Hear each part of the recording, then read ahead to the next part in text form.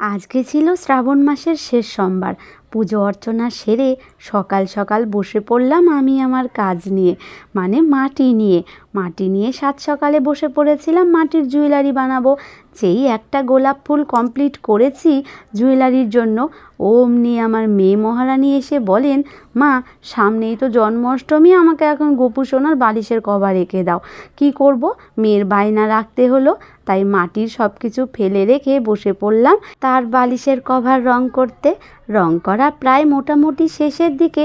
যেই রং করা হলো অমনি বালিশের কভার নিয়ে গিয়ে মেয়েকে দিলাম। সে তো পেয়ে বেজায় খুশি।